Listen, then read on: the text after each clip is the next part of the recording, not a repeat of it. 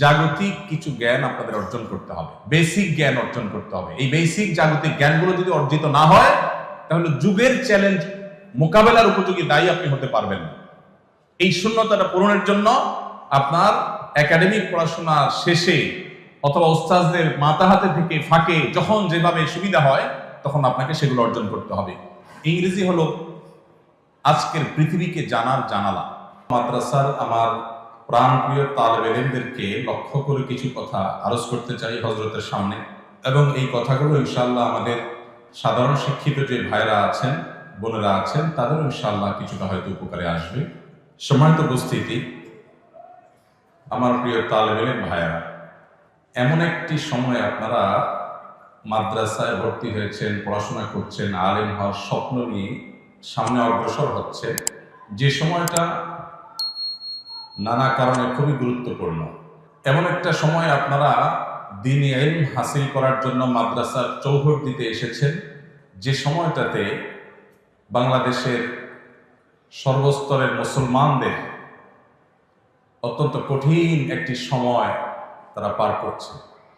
এদেশের সংখ্যাগরিষ্ঠ মুসলমানদেরকে নানা সময়, সে ব্রিটিশ আমল থেকে নিয়ে আজও পর্যন্ত সব সময় কোণঠাসা করে রাখার একটা প্রচেষ্টা দীর্ঘদিন থেকে অব্যাহত আছে। সেটা দিন দিন আমাদের বুকের উপরে, এদেশের মুসলমানদের বুকের উপরে জগদ্দল পাথরের মতো চেপে বসেছে।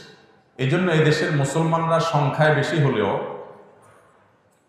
সংস্কৃতিতে মুসলমানদের সংস্কৃতিকে এদেশের সংখ্যালঘুদের সংস্কৃতির মতো আচরণ করা হয়। এরকম কঠিন সময় আপনাদের হতে হবে একাধারে মুখলিস, নিষ্ঠাবান, যুগ সচেতন, সময়ের চ্যালেঞ্জ মোকাবেলার উপযোগী, কোরআন এবং হাদিসের গভীর পাণ্ডিত্য অর্জনকারী আলেমে দ্বীন। তা না হলে আগামীর বাংলাদেশের যে ইতিহাস, সেটা এতটাই ভয়াবহভাবে রচিত হতে পারে যা হয়তো আমরা কল্পনা করতে পারছি।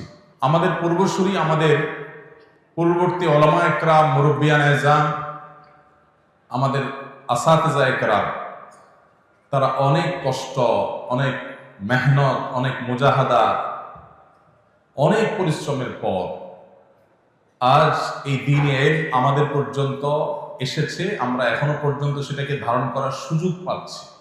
আমরা যারা বয়সে তরুণ এবং তালেবুল ইলম, আমরা যদি আমাদের দায়িত্বটা সঠিকভাবে পালন করতে না পারি, তাহলে সেক্ষেত্রে আমাদের পরবর্তী প্রজন্মের কাছে এই দ্বীনে ইলম এইভাবে তাদের কাছে পৌঁছাবে না, এবং যার জন্য আল্লাহর কাছে কিয়ামতের ময়দানে আমাদের জবাবদিহি করতে হবে যে আমাদের কারণে একটা মাঝে গ্যাপ তৈরি হয়ে গেছে। আর এই জন্য কিভাবে এ যুগের চ্যালেঞ্জ মোকাবেলার উপযোগী আলেমে দ্বীন এবং দাঈ ইলাল্লাহ হিসাবে আপনারা নিজেদেরকে গড়ে তুলতে পারেন, আমি সেই লক্ষ্য বা সেই টার্গেটকে সামনে রেখে আপনাদেরকে আমার অভিজ্ঞতার আলোকে, আমার ক্ষুদ্র জ্ঞানের আলোকে, কোরআন এবং হাদিসের আলোকে আমি আপনাদেরকে কয়েকটি নসিহা আপনাদের ভাই হিসাবে পেশ করতে চাই, যেটা আমার নিজের জন্য আমি করছি।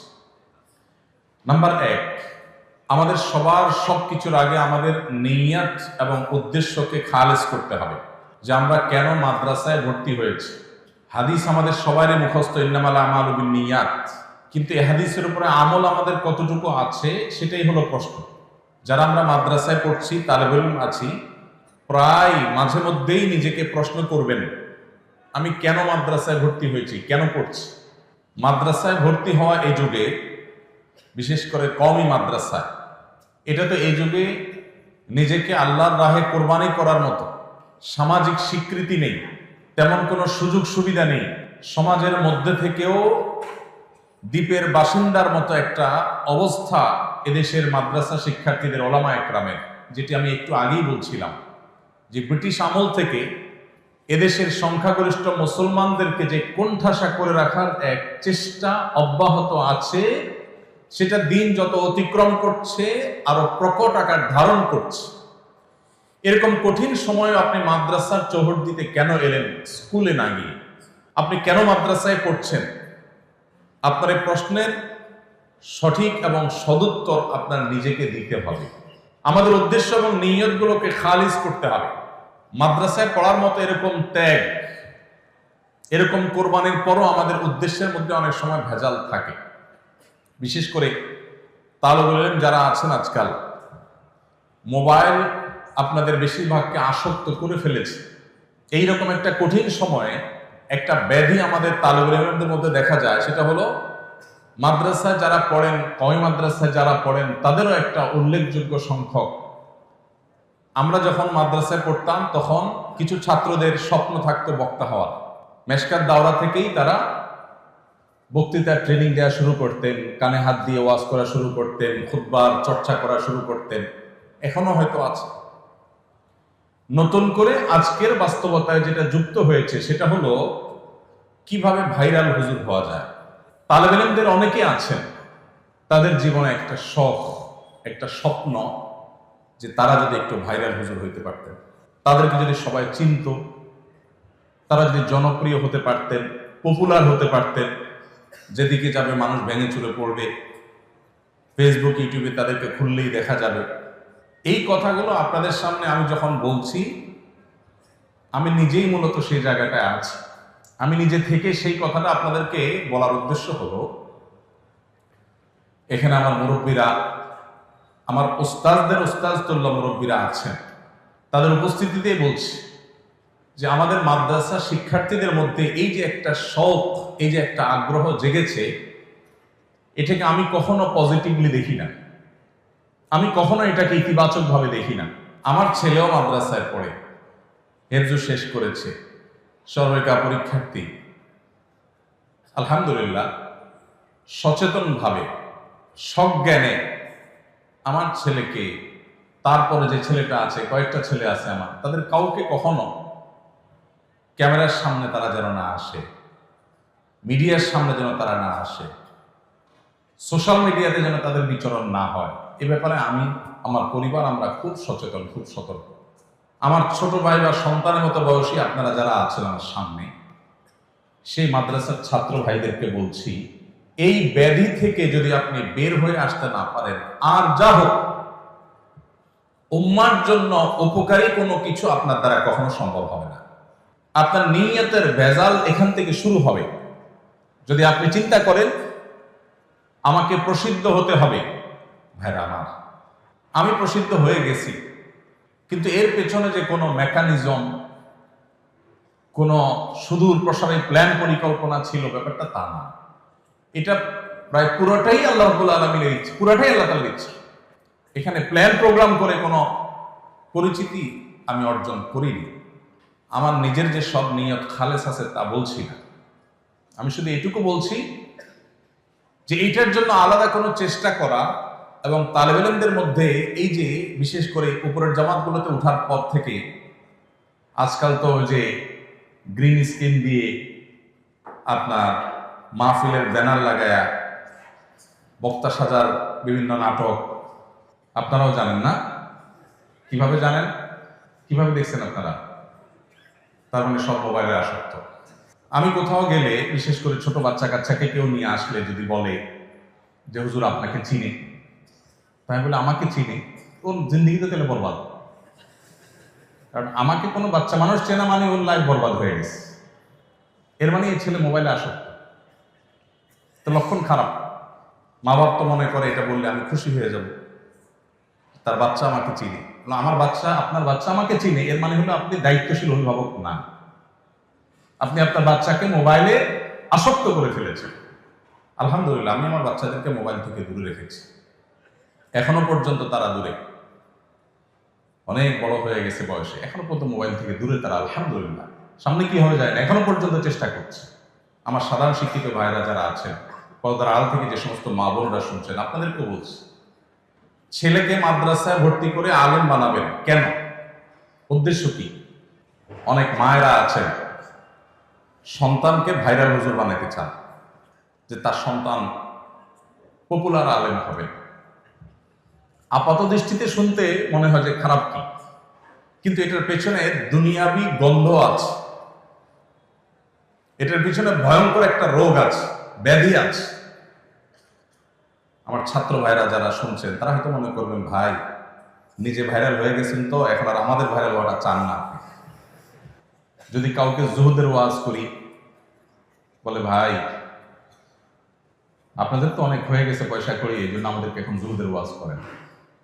ভাইরা আমার, আল্লাহ রাব্বুল আলামিন আমাদেরকে দ্বীনে ইলম অর্জন করার এই নেয়ামত যাদেরকে দান করেছেন, এই নেয়ামতটা অনেক বড় নেয়ামত। শয়তান এটাকে নষ্ট করার জন্য সবচেয়ে বেশি যে অস্ত্র ব্যবহার করে সেটা হলো আমাদের নিয়তের ভিতরে ভেজাল ঢুকাই দেওয়া। এই জন্য আমাদের নিয়তগুলো খাঁটি হইতে হবে। আমি বলছিলাম যে সমস্ত মা বাবা, এখানে অনেক জেনারেল শিক্ষিত ভাইয়েরা আছেন, মুরব্বীরা আছেন, মায়েরা পর্দার আল থেকে শুনছেন, তাদেরকে বলছি সন্তানদেরকে মাদ্রাসা ভর্তি করাবেন। আপনার উদ্দেশ্য হবে যে আপনার সন্তান মাদ্রাসায় কোরআন এবং হাদিস শিখে সে খাঁটি মুসলমান হবে, মুত্তাকি হবে, আল্লাহ ওয়ালা হবে, পরহেজগার হবে, আল্লাহকে চিনতে পারবে এবং সে যা শিখবে জানবে সেটা দাওয়াত মানুষকে দিবে। মাশহুর হওয়া, প্রসিদ্ধ হওয়া, পপুলার হওয়া, জনপ্রিয় হওয়া, জনপরিচিত হওয়া এটা জরুরি না। আল্লাহ সুবহানাহু ওয়া তাআলা কাউকে দিয়ে যদি মুসলিম মিল্লাতের খেদমত নিতে চান, তার মাশহুর হওয়া জরুরি না। হাজার লাখো অগণিত মাশহুর হওয়া ছাড়া দুনিয়াতে দ্বীনের খেদমত মাশহুরদের চাইতে অনেক বেশি করে গেছেন। আল্লাহর কাছে মাকবুল অনেক বেশি আছে। বিশেষ করে সোশ্যাল মিডিয়ার এই সময়টাতে আমাদের মাদ্রাসার ছাত্র ভাইদেরকে এই কথা বোঝানো বড় কঠিন। আমার যদি সুযোগ থাকতো একজন একজন করে তালেব ইলমকে ধরে আমি বোঝাতাম যে আল্লাহর ওয়াস্তে এই জনপরিচিতির যে ব্যাধি, বিশেষ করে এটার খাহেশ, এটার যে স্বপ্ন, এটার যে শখ, এটা ওয়াল্লাহি আমাদের নিয়তগুলোকে ধ্বংস করে দেয়, আমাদের মধ্যে বদনিয়তি ঢুকায় দেয়, আমাদের উদ্দেশ্যের মধ্যে ভেজাল ঢুকায় দেয় এবং উদ্দেশ্য যখন ভেজাল হয়ে যায়, কর্ম বা আমলও ভেজালযুক্ত হয়ে যায়। এই জন্য আপনাদের প্রতি আমার প্রথম অনুরোধ, যদি আপনারা এই যুগের চ্যালেঞ্জ মোকাবেলার উপযোগী আলেম এবং দায়ী হতে চান, সর্বপ্রথম শর্ত হলো নিয়তকে খালেস হতে হবে। আমি এই ইলম দিয়ে মানুষের কাছে বাহবা পাওয়া, মানুষের সামনে যাওয়া, মানুষ আমাকে শুনবে, অনুসরণ করবে, এগুলো আমার মাকসাদ হবে না। আমার মাকসাদ হবে আমি নিজে ভালো মানুষ হব, ভালো মুসলিম হব, ভালো মুত্তাকি হব, ভালো আল্লাহওয়ালা হব, আল্লাহর সাথে তাআল্লুক হবে, কোরআন হাদিসের জ্ঞান আমার অর্জন হবে, সেই জ্ঞান দ্বারা নিজেকে সাজাবো, সমাজের মানুষের উপকার নিয়ে আমি ভাববো, চিন্তা করব, অন্যদেরকে দাওয়াত দিব। এটা আমার উদ্দেশ্য। আল্লাহ সুবহানাহু ওয়া তাআলা যদি এই উদ্দেশ্য পূরণের জন্য আমাকে মাশহুর করেন, আলহামদুলিল্লাহ। আল্লাহ যদি গায়রে মাশহুর রেখে আমার খেদমত দিতে চান, তাও আলহামদুলিল্লাহ। আল্লাহ যেটা আমার জন্য কল্যাণে সেটা করেন। আমার উদ্দেশ্য কোনো মাশহুর হওয়ার নয়। আল্লাহ তাআলা আমাদেরকে এরকম নিয়তগুলোকে খালিস করার তৌফিক দান করুন। আমি দ্বিতীয় পয়েন্টে চলে যাচ্ছি, সেটা হলো এই যুগে আমাদের মাদ্রাসার ছাত্র ভাইদের মধ্যে ইলমি সালাহিয়াত, একাডেমিক যোগ্যতা, এটাকে খুব বেশি বলিষ্ঠ করতে, শক্ত করতে এবং শানিত করতে দেখা যায় না, খুব কম। আমাদের অনেক ছাত্র ভাইরা আছেন যারা মাশাআল্লাহ অনেক মেধাবী, তারা চেষ্টা করলেই তারা অনেক বড় কিছু হতে পারে। ছাত্র জীবনে আমার একটা প্রিয় কিতাব ছিল তালিমুল মুতাআল্লিম। এখন এটা নেশাবে আছে কিনা জানি না, আমাদের সময় ছিল, এখনো আছে আলহামদুলিল্লাহ। তালিমুল মুতাআল্লিম এই কিতাবটা সবসময় সাথে থাকতো ছাত্র জীবনে। আর এই কিতাবের উপর একটা শের আমি লিখে রেখেছিলাম আমার হাতে। শেরটা হলো ওয়ালাম আরা ফি উয়ুবিন নাসি আইবা কানাকসিল কাদিরিন আলা তামাম। একজন মানুষ অনেক বড় মানুষ হতে পারে, অনেক যোগ্য মানুষ হতে পারে, কিন্তু তার কোতাহির কারণে, তার অলসতার কারণে, তার দুর্বলতার কারণে, তার নিজের ত্রুটির কারণে সে সেই জায়গায় যেতে পারলো না। এর চাইতে বড় অভাগা, হতভাগা, এর চাইতে বড় দোষী আর কেউ হতে পারে না। নবুয়তের রাস্তা বন্ধ হয়ে গেছে, নবী আর আসবেন না, সাহাবী হওয়ার সুযোগ আর নাই। কিন্তু যুগের ইমাম, আল্লামা, মুজাদ্দিদ, এই জায়গাগুলোকে শেষ হয়ে গেছে না, কিয়ামত পর্যন্ত এই জায়গাগুলো ফিল আপ হওয়ার সুযোগ আছে। তাহলে আমি সেই জায়গায় যাওয়ার জন্য আমার একাডেমিক যোগ্যতাটা হলো ফাউন্ডেশনের মতো, অর্থাৎ দার্সি কিতাবগুলো হল করে, শুধুমাত্র কিতাব না, পুরো বিষয়কে ভালোভাবে রপ্ত করে তারপর সামনে অগ্রসর হওয়া, এটা হলো সিঁড়ির মতো। আপনি একটা সিঁড়িতে ভালো করে শক্ত করে যদি দাঁড়াতে পারেন, তাহলে আরেকটা সিঁড়িতে আপনি পা রাখতে পারবেন। আর যদি প্রথম সিঁড়িতে পা রাখার পর আপনি দুর্বলভাবে দাঁড়ান, শক্তভাবে দাঁড়াইতে না পারেন, শরীরের ভারটাকে ভালো করে ওখানে আপনি প্রতিষ্ঠিত করতে না পারেন, তাহলে পরের সিঁড়িতে যেতে পারবেন না। এভাবে একটা একটা সিঁড়ি পার হয়ে মানুষ উপরে যেতে হয়। আপনি যদি এ যুগে বাংলাদেশের মুসলমান সহ গোটা বিশ্বে মুসলমানদের যে কঠিন দুরবস্থা চলছে, এই দুরবস্থায় আপনি কান্ডারির ভূমিকা যদি অবতীর্ণ হতে চান, আপনি যদি এই যুগের চ্যালেঞ্জ মোকাবেলার জন্য উপযোগী দায়ী আল্লাহ হতে চান, তাহলে আপনার একাডেমিক যোগ্যতা, দর্শি কিতাবগুলো হল করার বিষয়টাতে আপনাকে সবচেয়ে বেশি মনোযোগী হতে হবে। আমি আমার ছাত্র জীবন সম্পর্কে কথার ফাঁকে ফাঁকে দুই চারটা কথা আপনাদেরকে বলবো, এই গল্পগুলো শোনানো আপনাদেরকে উৎসাহিত করবার জন্য। আমি ছাত্র জীবনে যশোর জামিয়া ইসলামিয়া যখন পড়ি, আমার মনে আছে আমি সাইকেলে করে যেতাম আর আসতাম। ওই সাইকেলে করে যাওয়ার সময়ও যে মহল্লা দিয়ে যেতাম, খুব একটা গাড়ি ঘোড়া ছিল না, সকালে ভোরে যেতাম, তখনও মাঝে মধ্যে সম্ভবত মেশকাত জামাতের সময় নুখবাতুল ফিকার, এটা আমার ছোট কিতাব ছিল, ওইটা এরকম খোলা রেখে পড়তে পড়তে যেতাম। মাঝে মধ্যে একটু দেখতাম, আবার বন্ধ করে নিতাম, আবার ওটা ফিকির করতে করতে যেতাম। ইস্তেমার ময়দানে গেছি, আমার মনে আছে নেব্রাস পুরা কিতাবে হিফজ করেছি আমি শুরু থেকে শেষ পর্যন্ত, এবং মুখস্থ করেছি, এবং সেটা উল্লেখযোগ্য অংশ ইস্তেমার ময়দানে। আমাদের এখন ছাত্র ভাইরা ওই যে ভাইরাল রোগে আগে থেকে ধরে, মনে করে যে সুরটা দরকার, চেহারাটা দরকার, সুন্দর ছবি দরকার, মেকআপ করা দরকার, ক্যামেরা বোঝা দরকার, ফেসবুক শেখা দরকার, এগুলো শুরু থেকে শুরু করে দেয়, এবং এর কারণে আমাদের ধ্বংস শুরু হয়ে যায়। এই জন্য আপনাদের কাছে আমার অনুরোধ, দর্শি কিতাবের প্রতি আপনাদের মনোযোগের বাইরে এই মুহূর্তে আর কোনো দিকে মনোযোগ দেওয়ার দরকার নাই। পরিপূর্ণ মনোযোগ দেন, এটা হলো আপনার ফাউন্ডেশন। এটার ভিত্তি যদি মজবুত হয়, তাহলে এটার উপরে অনেক বড় বিল্ডিং হতে পারে। আর এই ফাউন্ডেশন যদি দুর্বল হয়, আপনার বাহ্যিক যোগ্যতা যতই হোক না কেন, আপনি কখনো উম্মার বড় কোনো খেদমত আপনি করতে পারবেন না। এই জন্য আপনাদের প্রতি আমার দ্বিতীয় অনুরোধ হলো, আপনারা আপনাদের দর্শি কিতাবগুলোর প্রতি, ক্লাসের বইয়ের প্রতি, সাবজেক্টের প্রতি আপনাদের সবচেয়ে বেশি মনোযোগ হবে। অন্য বিষয়ের প্রতি মনোযোগ যেন এই মুহূর্তে ছাত্র জীবনে খুব বেশি না হয়। যেটুকু হবে উস্তাদদের মাথা হাতে হবে, উস্তাদদের এরশাদ এবং তাওজীহের আলোকে হবে, নিজে থেকে না। নাম্বার 3, আমলি মশক, এটাও এখন দুর্ভিক্ষ হয়ে গেছে। আমাদের ছাত্র ভাইয়েরা যদি তাদের ব্যক্তিগত আমলের ক্ষেত্রে তারা ভালো করতে না পারেন, তারা কখনো উম্মার কান্ডারি হতে পারবেন না। সো কল আলেম হতে পারবেন, তথাকথিত আলেম হতে পারবেন, কিন্তু সে আলেম আসলে উম্মাকে, ঘুমন্ত উম্মাকে জাগানো আলেম হতে পারবে না। যদি সেটা হতে হয়, ছাত্র জীবন থেকে যে যে জামাতে আছেন, এখন থেকে আপনাদেরকে নবী করিম সাল্লাল্লাহু আলাইহি ওয়াসাল্লাম প্রতিটা সুন্নাহর বাস্তব উদাহরণ হতে হবে। আমি যখন হাতিয়াতে পড়েছি মাদ্রাসায়, তখন নাহবে মীর পড়ি, আমার মনে আছে। হাতিয়া রাজুল রহমতুল্লাহের কাছে নাহবে কিতাবটা সরাসরি পড়ার সৌভাগ্য আমার হয়েছে। আমার তখন মনে পড়ে, আমি অনেক ছোট ছিলাম তখন, ফয়জুল উলুম হাতিয়া মাদ্রাসা ছাত্রদের প্রায় শতভাগ ছাত্ররাই তাহাজ্জুদ গুজার ছিলেন। তাহাজ্জুদ ছাড়া কোনো ছাত্র মাদ্রাসায় এটা তসব্বুরও করা যেত না, এবং এটার জন্য কোনো ওস্তাদ কোনোদিন ডাকতেন না। আমি দেখি নাই কোনো ওস্তাদ তাহাজ্জুদের জন্য ছাত্রদেরকে ডাকছেন। কিন্তু তাহাজ্জুদের সময় প্রথম আমি যখন নতুন গেছি, দেখলাম যে সবাই উঠে যায়, আমি একা শুয়ে থাকি। এরপর আমারও আদত হয়ে গেল, দেখলাম যে শতভাগ ছাত্ররা তাহাজ্জুদে উঠে গেছে, এবং ভোর রাতে যে রোনাজারি, যে কান্নাকাটি শোনা যেত, সেটা এখন বোধ হয় মাদ্রাসাগুলোতে শোনার হরিণ হয়ে গেছে। ভাইরা আমার, আল্লাহ রাব্বুল আলামিনের সাথে তাআল্লুক যদি তালেবে ইলমি জামানা থেকে না হয়, এটা পরে খুব বেশি একটা হয় না। মায়ের পেট থেকে যদি কোনো সন্তান হাত পা নিয়ে না আসে, এই সন্তানের পরবর্তীতে আর হাত পা হয় না। মাদ্রাসার চৌহদ্দি থেকে যদি আমলি তরবিয়ত না হয়, তাহলে পরবর্তীতে এগুলো আর হয়ে ওঠে না খুব বেশি, ইল্লা মা রাহিমা রাব্বি। এই জন্য আপনাদের প্রতি আমার তৃতীয় অনুরোধ হলো, আমলি জিন্দেগি করবেন। এখানে যারা তালেবে ইলমরা আছেন, আমি একটা সার্ভে করতে চাই, যদি আপনারা মন খারাপ না করেন, আসাদুজ্জাহ একরাম যদি মনে কষ্ট না নেন, সেটা হলো, আজকে কি বার? শনিবার। এই যে বৃহস্পতিবার গেল মাত্র 2 দিন আগে, এই বৃহস্পতিবারে রোজা রাখা সুন্নত। এই রোজাগুলো কারা কারা রাখছেন ভাইরা? হাত তোলেন।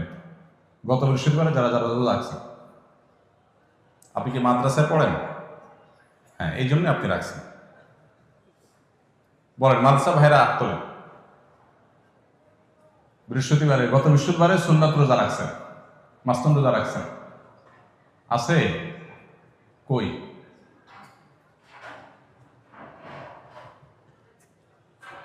একজন আছে নাকি? আমি দেখতে পাচ্ছি এদিক থেকে। আর দুজন, মাশাআল্লাহ। আচ্ছা, মাশাআল্লাহ। তাহলে এত তালেবের মধ্যে দুজন ছাত্র রোজা রাখছেন। আমি আগে মাপ চেয়ে নিয়েছি কিন্তু এই সার্ভে করার জন্য। এবার আপনারা বুঝেন যে আমরা কোন জায়গায় দাঁড়ায় আছি। আপনি বলবেন যে কেন নফল রোজা রাখা কি আমাদের জন্য জরুরি এই মুহূর্তে? নফল রোজা রাখা তো জরুরি না, জরুরি হলে তার নফল হতো না। কিন্তু এই আমল আমরা যদি না করি, কে করবে? কারা করবে? আপনাদের উৎসাহ দেওয়ার জন্য বলে আমি বলছি, কিন্তু ফাঁকে ফাঁকে আমি আমার গল্প দেবো। এই গল্প দেওয়াটা আপনাদেরকে উৎসাহ দেওয়ার জন্য। গত বৃহস্পতিবারে আমাদের বাসায় যখন সবাই রোজা রাখার জন্য সবাই সাহারি খাচ্ছে, সন্ধ্যা রাত্রে শোয়ার সময় যখন প্ল্যান হয়, তো আমার 10 বছরের ছেলেটাও রোজা রাখবে। আমরা বলছি না, রাখার দরকার নেই। সাধারণত নামাজের জন্য উঠাইতে তার কষ্ট হয়ে যায়, কিন্তু মাশাআল্লাহ এক ডাকে উঠে ঠিকই সাহারি খেয়ে নেবে এবং রোজা রয়েছে। এখন আমরা মনে করি যে না খাইলে বা রোজা রাখলে আমার বোধহয় পড়াশোনাতে ঘাটতি হবে। কেন পড়াশোনা কেন ঘাটতি হবে? খানা না খাইলে, খানা যত কম খাওয়া যায়, মানুষের শরীরে আমলে ইবাদতের এনার্জি তত বেশি হয়।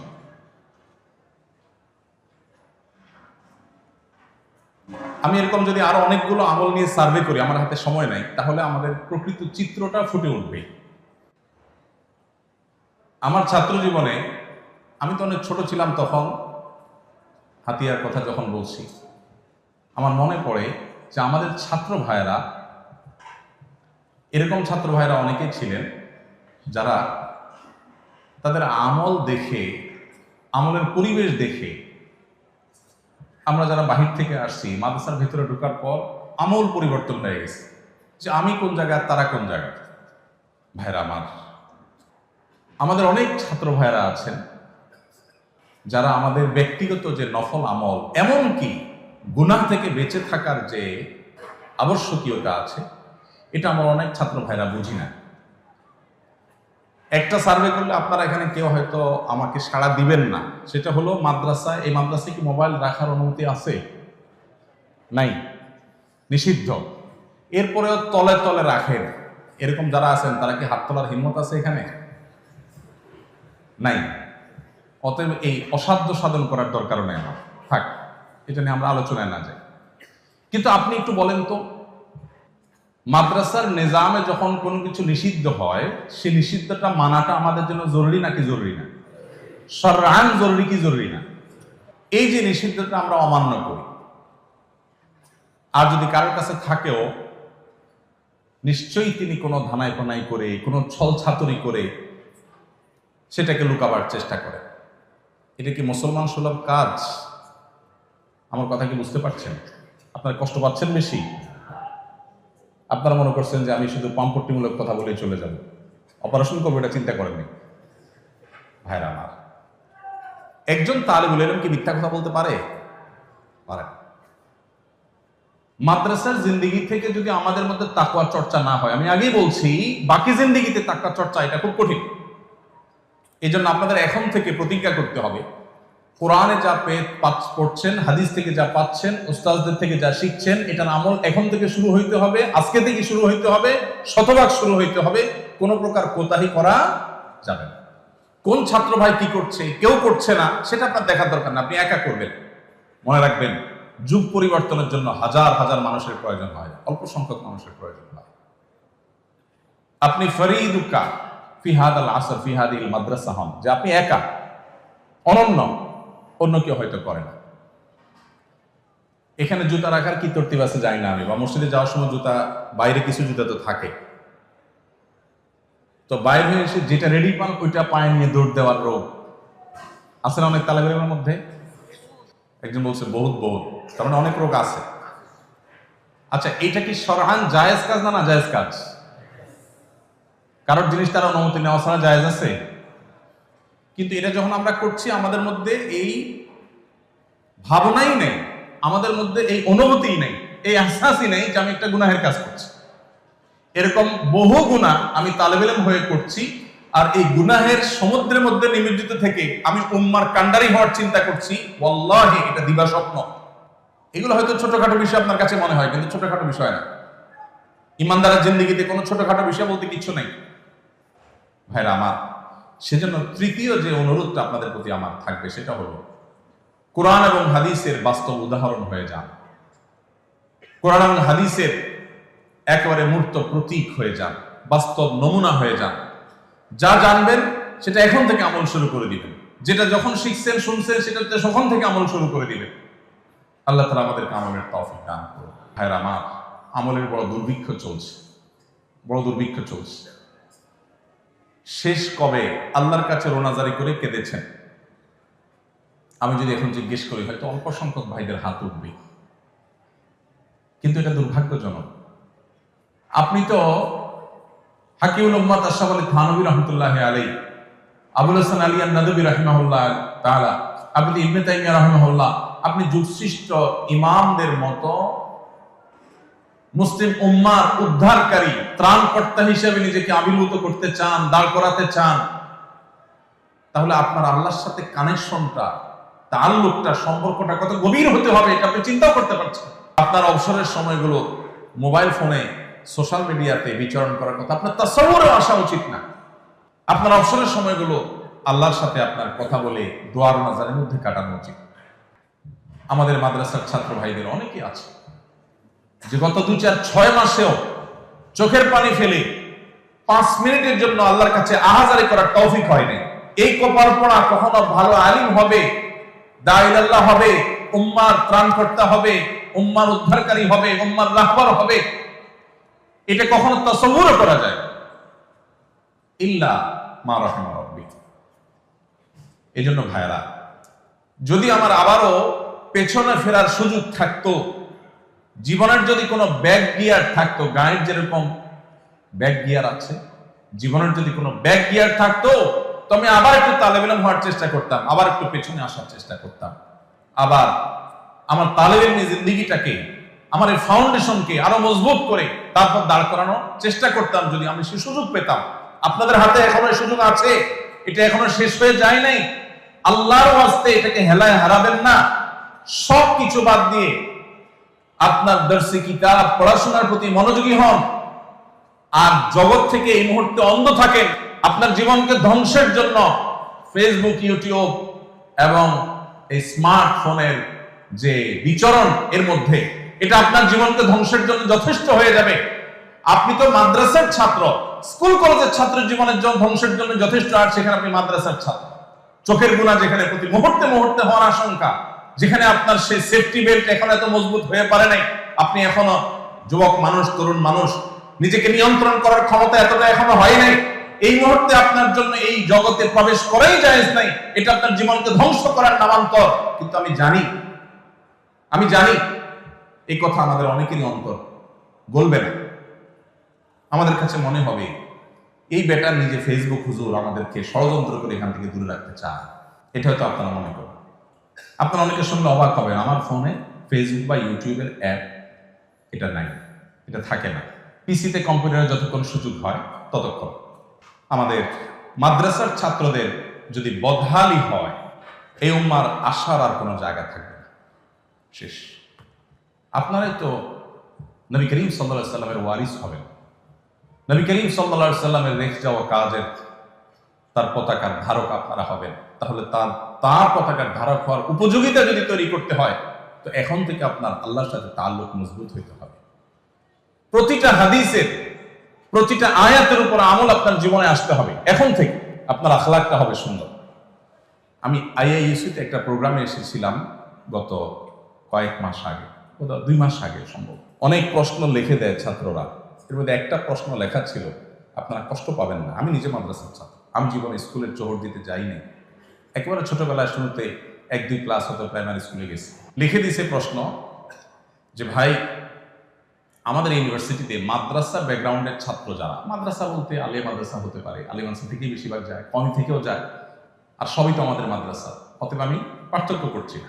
মাদ্রাসার ছাত্র আলাল উলুম, তো লিখেছে যে মাদ্রাসা থেকে যারা আসে এই ছাত্র ভাইদের অনেককে দেখা যায় তাদের আচরণ খুব রূঢ়, খুব শক্ত আচরণ করে, রাত ব্যবহার করে। এটা তার চোখে পড়েছে। ওই যে সাদা কাপড়ে ময়লা একটু বেশি নজরে পড়ে, অন্য কাপড়ও ময়লা আছে কিন্তু এটা চোখে বেশি পড়ে, বেশি পড়ছে তাদের। এই প্রশ্ন পেয়ে আমি খুব লজ্জিত হয়ে গেছি, কারণ আমি নিজে মাদ্রাসা ছাত্র। আমাদের আখলাকগুলো বড় সুন্দর হতে হবে, আমাদের আমলগুলো বড় সুন্দর হতে হবে, আল্লাহর সাথে সম্পর্ক অনেক গভীর হতে হবে।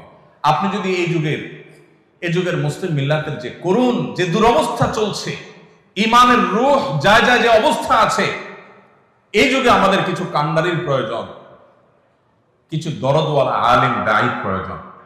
আল্লাহি সেই জায়গাগুলো পূরণ করতে হলে এখন থেকে আপনাকে আল্লাহ ওয়ালা হতে হবে, আপনাকে শপথ করতে হবে, আপনি কোন পথে যাবেন সিদ্ধান্ত নিতে হবে। আপনি যদি মানুষ হতে চান, ভালো আলেম হতে চান, আপনাকে এখন থেকে সিদ্ধান্ত নিতে হবে যে আমি কোন অবস্থাতেই আমার এই ট্র্যাকের বাইরে আমি এই মুহূর্তে যাব না। ছাত্র জীবনে আমি আমার পড়াশোনা, আমার আমল, আমার আখলাককে তারাক্কি করব, উস্তাদদের মাথা হাতে থেকে আমি নিজেকে ভালো করার চেষ্টা করব। আমলের ক্ষেত্রে কোনো প্রকার ত্রুটি নিয়ে আমি সামনে অগ্রসর হব। আল্লাহ আমাদের সবাইকে তৌফিক দান করুন। একটা পর্যায়ে যখন আপনাদের পড়াশোনা শেষ হবে ইনশাআল্লাহ, উস্তাদদের মাথা হাতে থেকে জাগতিক কিছু জ্ঞান আপনাদের অর্জন করতে হবে, বেসিক জ্ঞান অর্জন করতে হবে। এই বেসিক জাগতিক জ্ঞানগুলো যদি অর্জিত না হয়, তাহলে যুগের চ্যালেঞ্জ মোকাবেলার উপযোগী দায়ী আপনি হতে পারবেন না। এই শূন্যতাটা পূরণের জন্য আপনার একাডেমিক পড়াশোনার শেষে অথবা উস্তাদদের মাথা হাতে থেকে ফাঁকে যখন যেভাবে সুবিধা হয় তখন আপনাকে সেগুলো অর্জন করতে হবে। ইংরেজি হলো আজকের পৃথিবীকে জানার জানালা। অতএব একটা পর্যায়ে গিয়ে, আগে থেকে না, ওই যে একাডেমিক পড়াশোনা ধ্বংস করে না, একটা পর্যায়ে গিয়ে আপনাকে ইংরেজি শিখতে হবে। যতটুকু শিখলে আপনি জগৎকে জানতে পারেন, আর জগৎকে যদি আপনি না জানেন তাহলে জগতের চ্যালেঞ্জ মোকাবেলার উপযোগী দায়ী হওয়ার কথা চিন্তাই করা যায়। এর পাশাপাশি অত্যন্ত গুরুত্বপূর্ণ বিষয় হলো সোহবত এবং তরবিয়ত, যেটা হারিয়ে গেছে। ভালো মানুষের সংস্রব এবং সান্নিধ্য, নেককার মানুষদের সোহবত। শয়তান আমাদেরকে নিরাশ করে দেয়। কার সোহবতে যাব? মানুষ আছে কেউ? মনে হয় যে সব নাখান্দা নালায়েক, এরকম একটা ভাব আমাদের মধ্যে আসে। এটা শয়তানের অনেক বড় একটা শয়তানি। যা আছে এর মধ্যে আমার কাছে যাকে মুত্তাকি, বেশি পরহেজগার মনে হবে, আমি তার সোহবত নিব, আমি তার সান্নিধ্য অর্জন করব, আমি তার সান্নিধ্যের সৌরভের মধ্যে থাকার চেষ্টা করব। এবং এর পাশাপাশি আরেকটা হলো আরাম প্রিয়তা ছাড়া আরেকটা হলো সম্পদের মোহ, এটা থেকে মুক্ত থাকা খুব বেশি জরুরি। অনেকেই আছি আমরা খুব অলস, আমরা পরিশ্রমী না, পরিশ্রম করতে চাই না। নবী করিম সাল্লাল্লাহু আলাইহি ওয়াসাল্লাম আল্লাহর কাছে পানা চাইতেন, আল্লাহুম্মা ইন্নী আউযু বিকা মিনাল আজজি ওয়াল কাসাল। আল্লাহ আপনার কাছে অলসতা থেকে পানা চাই। একজন মুসলমান কখনো অলস হতে পারে না, তার জিন্দেগিতে অলসতা কখনো পেতে পারে না। কিন্তু আমরা অনেক ছাত্র ভাইরা আছি, অনেক ওলামারা আছি, আমাদের হাবভাব, আমাদের বডি ল্যাঙ্গুয়েজ, আমাদের উঠা বসা, আমাদের গতি প্রকৃতি, এগুলোর দিকে তাকালে বোঝা যায় যে অলসতা আমাদের মধ্যে ঝেঁকে বসেছে। আমাদের উদ্দেশ্যহীন ঘুম, উদ্দেশ্যহীন সোশ্যাল মিডিয়ার বিচরণ, ঘন্টায় ঘন্টা সময়ের অপচয়, আড্ডা, গল্প, জিন্দেগিকে বরবাদ করা, এগুলো আমাদের মধ্যে আজ ব্যাপক আকার ধারণ করেছে।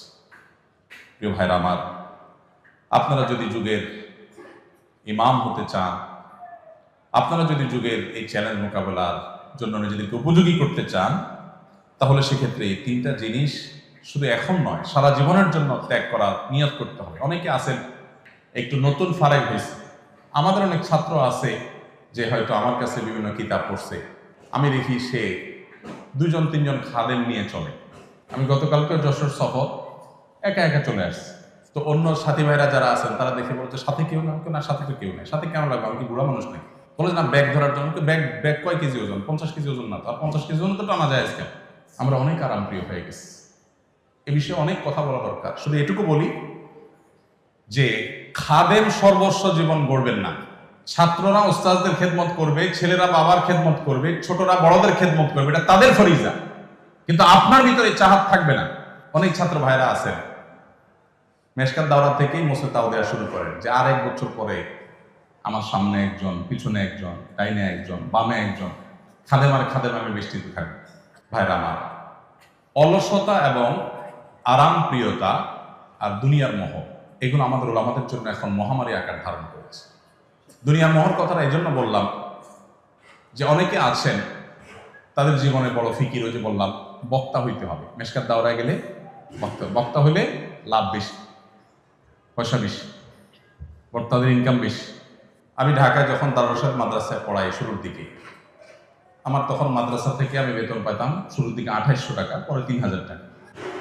এই অবস্থা আমি বিবাহ শাদী করেছি। এরপরে মসজিদের ইমামতের জিম্মাদারি আসলো, সেখান থেকে সামান্য কিছু টাকা পাইতাম। আলহামদুলিল্লাহ, এটা দিয়ে চলছে। বহুদিন এমন হয়েছে যে একটা ডিম 2 ভাগ করে বা 3 ভাগ করে সবাই মিলে খেয়েছি। আমার আলিয়ার সঙ্গে আমরা এখনো আলাপ করি। একদিনের জন্য আমাদের নিজেদেরকে অভাবী মনে হয় না। আলহামদুলিল্লাহ, অভাবটা একটা মনের ব্যাপার। নবী করিম সাল্লাল্লাহু আলাইহি ওয়াসাল্লাম বলেছেন, লাইসাল গিনা বিকাসরাতিল আরদ ওয়ালাকিন্নাল গিনা গিনান নাফস।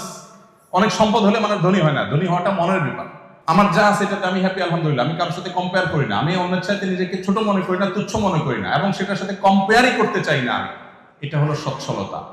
আর লাখ লাখ কোটি কোটি টাকা থাকার পরও আমার চেয়ে আরো বড় যিনি, তার দিকে তাকায় নিজেকে অভাবী মনে হয়, এটা হলো ফকিরগিরি, অভাবী। তো যারা নবীদের ওয়ারিস হবেন, যারা দাঈর আল্লাহ হবেন, তাদের মধ্যে এই মাল কামানোর চিন্তা, সম্পদশালী হওয়ার বাসনা থাকবে না। আল্লাহ সুবহানাহু ওয়া তাআলা দিয়ে দিয়েছেন, হয়ে গেছে, ভিন্ন বিষয়। কিন্তু নিজে থেকে এটার জন্য আগ্রহ এবং পাগল করা থাকা, লালায়িত থাকা, এটা কোনো ওয়ারাসাতুল আম্বিয়ার শান হতে পারে না। এটা আপনাদের জিন্দেগিতে প্রোফাইল থেকে এখন থেকে এটাকে মুছে নেন, যেটা আমার জীবনের টার্গেট না। আল্লাহ সুবহানাহু ওয়া তাআলা রাজ্জাক, অতএব তিনি আমাকে পালবেন, কখনো কষ্টে কখনো সুখে দিন যাবে, এটা বিষয় না। আমি আমার মিশন নিয়ে সামনে আগাবো, দেখবেন আল্লাহ তাআলা অনেক খেদমত দিবেন।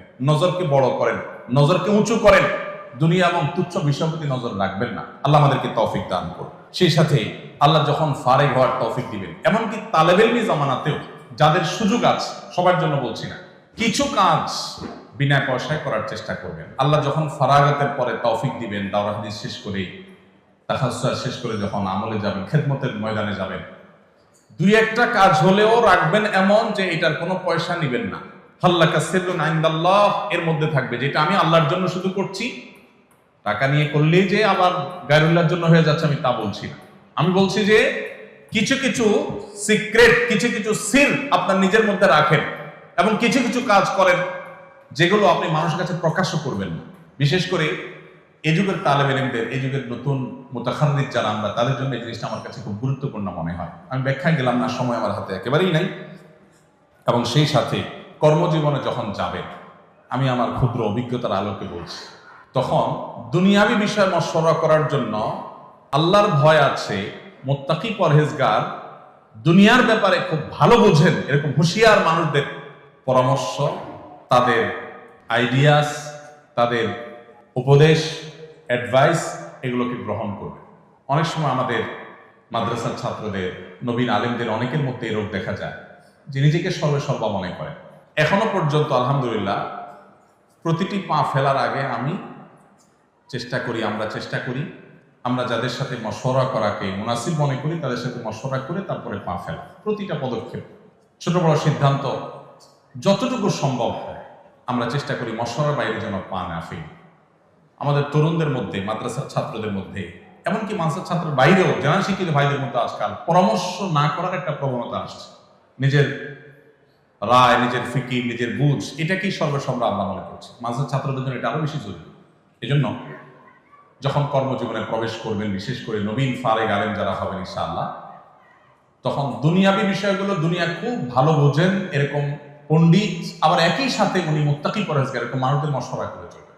দেখবেন ইনশাআল্লাহ আপনার জীবনে ভুল ভাল কম হবে, আল্লাহ তাআলা হেফাজতে রাখবেন। আল্লাহ মশওয়ারাতে বরকত রেখেছেন। ইস্তেশারা, ইস্তেখারা, এই দুইটা জিনিস কন্টিনিউয়াসলি করে যেতে হবে। এবং সর্বশেষ 2টি পয়েন্ট বলতে চাই। তার একটি হলো, আল্লাহ রাব্বুল আলামিন যখন তৌফিক দিবেন ফারাগাতের পর, এমনকি তালেবে ইলমি জামানাতেও যখন ছুটিতে বাড়িতে যাবেন, পড়াশোনার থেকে একটু ফারাগতের সুযোগ পাবেন, এই সময়টাতে মানব সেবা করার চেষ্টা করবেন, খেদমতে খালকের চেষ্টা করবেন। আমরা যদি উম্মতের নেতৃত্বের আসনে আসতে চাই, তাহলে উম্মার জন্য সব দিক থেকে নিজেদেরকে মুফিদ প্রমাণ করতে হবে, উপকারী প্রমাণ করতে হবে। মানব সেবা বা খেদমতে খালকের জন্য পয়সার প্রয়োজন নাই। আমরা মনে করি যে টাকা পয়সা পাবো কই? সেবার জন্য তো টাকা দরকার, সেবার জন্য টাকার দরকার, সেবার জন্য মানসিকতা দরকার, ফিকির দরকার। আপনার মসজিদের আশেপাশে যে রাস্তাঘাটে ময়লাগুলো পড়ে আছে, 2-4 জন লোক সাথে নিয়ে সেগুলো পরিষ্কার করা, পরিচ্ছন্ন করা শুরু করে দেন। এই যে একটা অভিযান শুরু করবেন, এটা হবে আপনার মানব সেবা। আমাদের নবী করিম সাল্লাল্লাহু আলাইহি সাল্লাম তিনি তার শৈশব থেকেই মানুষের সেবা করা, মানুষের খেদমত করার কাজে নিয়োজিত থাকতেন।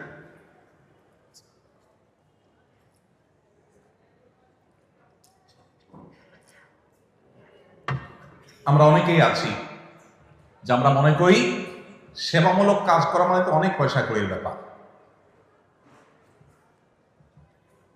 ওলামা একরাম যদি মানব সেবায় মনোযোগী না হন, কারা মনোযোগী হবে? আপনি যদি আপনার সাধ্য অনুযায়ী গরিব অভাবী মানুষের পাশে দাঁড়ান,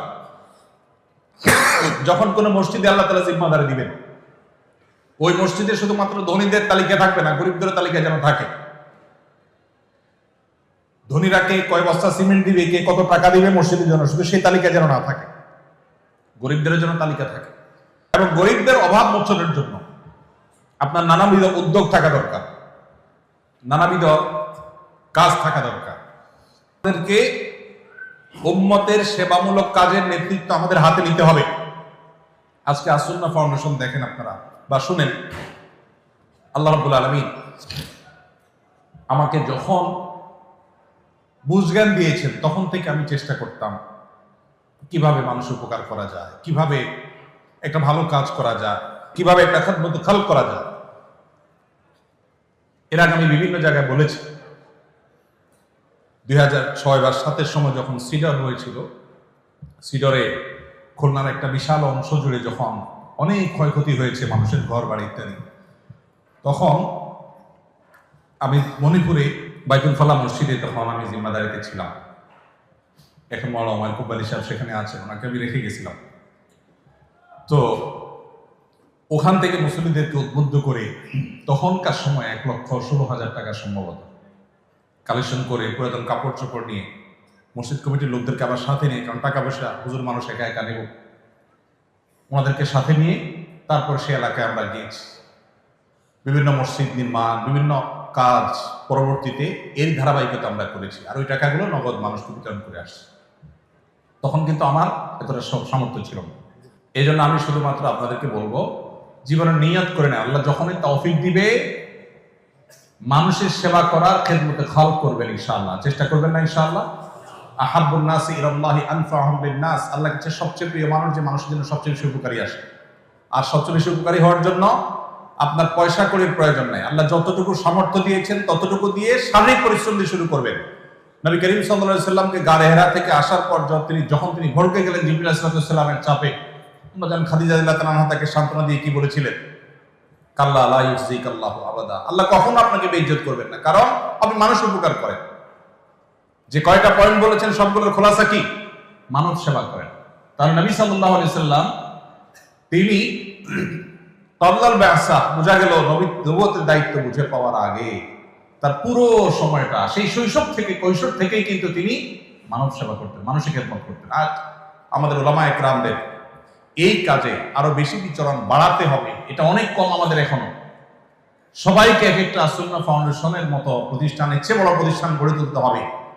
এদেশের মানুষের উপকারে কল্যাণে নিজেদেরকে প্রতিষ্ঠিত করতে হবে। আল্লাহ আমাদেরকে তৌফিক দান করুন। শেষ পয়েন্ট হলো, উম্মার ঐক্য প্রয়াসী হতে হবে। আমরা বহু ভাগে বিভক্ত। এদেশের গুটি কতক নাস্তিক, সামান্য কিছু ইসলাম এবং মুসলমান বিদ্বেষীরা আমাদেরকে ক্রীড়ানকের মতো আমাদেরকে নিয়ে খেলা করে। তারা আমাদের সবকিছুকে নিয়ন্ত্রণ করে। আমার শিক্ষার্থীরা স্কুলে কি পড়বে তারা ঠিক করে দেয়, কোন আইনে আমার দেশ চলবে তারা ঠিক করে দেয়। বিদেশিদের এক একটা এজেন্ডা, লক্ষ লক্ষ কোটি কোটি টাকা তাদের কাছ থেকে পেয়ে সেটা এদেশে পুশ করার চেষ্টা করে। এদেশের মুসলমানরা সংখ্যায় গরিষ্ঠ হলেও সংস্কৃতিতে আমরা সংখ্যালঘু হয়ে আছি। এর যদি 5টা প্রধান কারণ আপনি বের করেন, এর অন্যতম বড় কারণ হলো আমাদের অনৈক্য, আমাদের বিভক্তি, অপ্রয়োজনীয় বিভক্তি। আজ আমাদের ইত্তেহাদ মাআল ইখতিলাফ, বৈচিত্র্যপূর্ণ ঐক্য, মতভেদ থাকা সত্ত্বেও ঐক্যের জায়গাগুলোতে কাঁধে কাঁধ মিলিয়ে কাজ করবার সময় এসেছে। আর না হলে আমরা যে গভীর অতল তলে হারিয়ে যাচ্ছে, এখান থেকে উঠার আর কোনো সুযোগ হয়তো থাকবে না। এই জন্য আপনাদের প্রতি আমার অনুরোধ, আল্লাহ তাআলা আপনাদেরকে যখন তৌফিক দিবেন, বাদাল ফারাগা, আপনারা ইনশাআল্লাহ পড়াশোনা শেষ করার পর উম্মার ঐক্য প্রয়াসী থাকবেন। আমি আপনার আদর্শে, আমি আপনার চিন্তা চেতনায় আপনাকে এক চুলো ছাড় দিতে বলি নাই।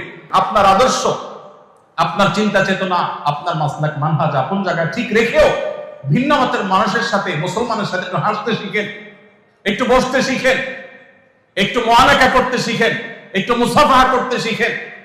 আজ কট্টর সেকুলারদেরকে আমরা অনবোর্ড করতে, তাদের সাথে কাঁধে কাঁধ মিলাতে হিকমতের নামে, কৌশলের নামে আমাদের কোনো দ্বিধা হয় না। আমার আহলে কিবলা মুসলিম ভাইয়ের সাথে আমার মিশতে আমার দ্বিধা হয়, এই দ্বিধাটা দূর করতে হবে। বেশিরভাগ ক্ষেত্রে আমি আবারও বলছি, আমার চিন্তা চেতনা আদর্শে কোনো ছাড় দিয়ে নয়, সেটা আপন জায়গায় ঠিক রেখেও উম্মাহর একটু প্রয়াসে পাওয়া যায়। আল্লাহ আমাদেরকে সেই কাজটা সঠিকভাবে করার তৌফিক দান করুন।